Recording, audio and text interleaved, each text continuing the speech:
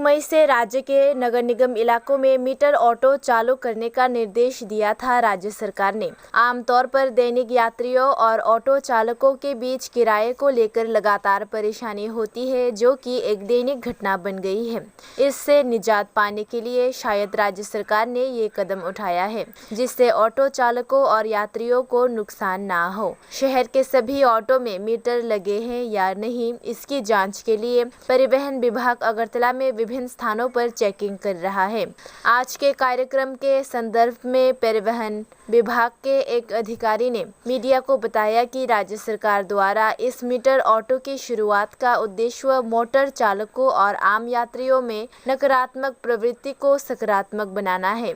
इसके अलावा ऑटो कर्मचारी संघ के कार्यकर्ताओं ने परिवहन मंत्री से मुलाकात की और मीटर ऑटो लॉन्च करने की समय सीमा बढ़ाने की मांग की, लेकिन राज्य सरकार ने नगर निगम क्षेत्र में ऑटो में मीटर लगवाने की समय सीमा 31 मई तक बढ़ा दी है, जिसके भीतर हर ऑटो में मीटर लगाई जाए। ये निर्देश अगरतला नगर निगम को दी गई है। इसे देखते हुए परिवहन विभाग के कर्मचारी मोटर चालकों को मीटर लगाने के प्रति जागरूक करने के लिए मैदान में उतरे हैं।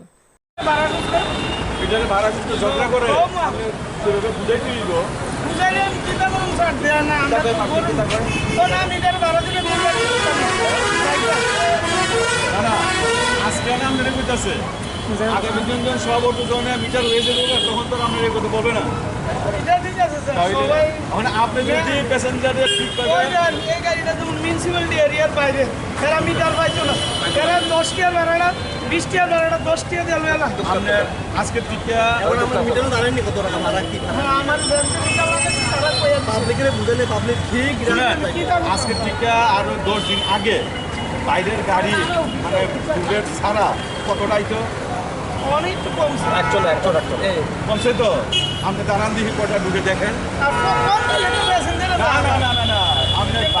আপনারাই থাকবেন, যারা মিউনিসিপ্যালিটির ভিতরে আছে আপনারাই থাকবেন।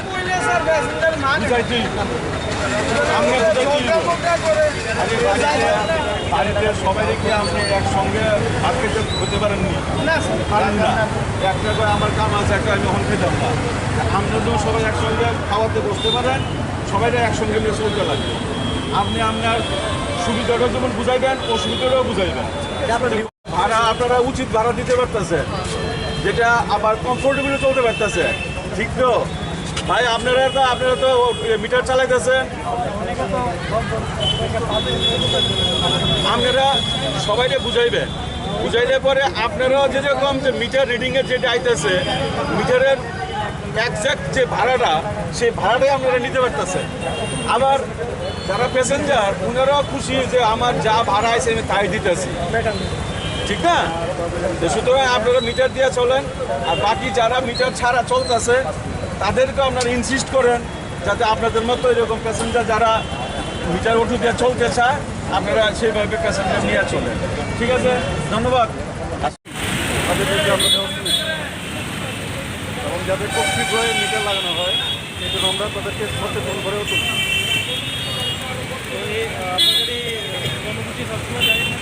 আমাদের কর্মসূচি প্রতিদিন জারি আছে এবং শুধু একবেলা নয়, আমরা দুবেলা এবং বিভিন্ন জায়গায় আমরা যাচ্ছি, শুধু একটা জায়গাতে নয়, সব জায়গাতেই আমি যাচ্ছি।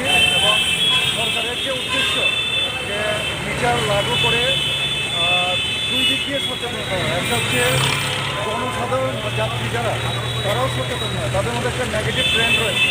আবার যারা অটো চালক তাদেরও ট্রেন্ড একটু নেগেটিভ, তাদের ট্রেন্ডটাকে যদি আমরা পজিটিভ করে তুলতে পারি সেই জন্য আমরা প্রতিনিয়ত চেষ্টা করে যাচ্ছি। আমরা সচেতনমূলক হোর্ডিং এগুলো প্রত্যেকটা অটোতে আমরা দিয়ে দিচ্ছি। যারা এখনো মানে সরকারি নির্দেশ মানছেন না তাদের হ্যাঁ, সরকারের কাছে এই মানে অটো যে অ্যাসোসিয়েশন আছে তারা মাননীয় মন্ত্রীর সাথে দেখা করেছিল। ওরা চাইছিল একটু সময় বৃদ্ধি করার জন্য, যাতে সময় দেওয়া যায়, এবং 2 মাসের সময় চাইছিল। কিন্তু সরকার বলেছেন যে এই মে মাসের মধ্যে কিছুটা সময় বাড়িয়ে দেওয়া যায়। আসলে 1 মে এটা লাগু হয়েছিল যে পুরো মে মাসটাই মধ্যে, অর্থাৎ 31 মে মধ্যে যাতে এটা এনশিওর করা যায়, কিছুটা সময় বাড়িয়ে দিয়েছে। এবং আমরা প্রতিনিয়ত আমরা যারা পরিবহন দপ্তরের এবং যারা কর্মীরা আছি তারা প্রতিনিয়ত আমরা সচেতন করে তুলছি যাতে 31শে মের মধ্যে একটা আমাদের যেটা পৌর নিগম এরিয়া আছে 6000-এরও বেশি যে অটো আছে প্রত্যেকটাতে যাতে মিটার অটো লাগানো হয় এবং মিটার অটো লাগানোর সিস্টেমে যাতে সবাই চলতে পারে এবং সেটা যাতে মানে লাগু হয় সেই জন্য আমরা আমাদের বেস্ট রিপোর্ট যেটা আমরা সেটা জারি রাখছি প্রতিনিয়ত।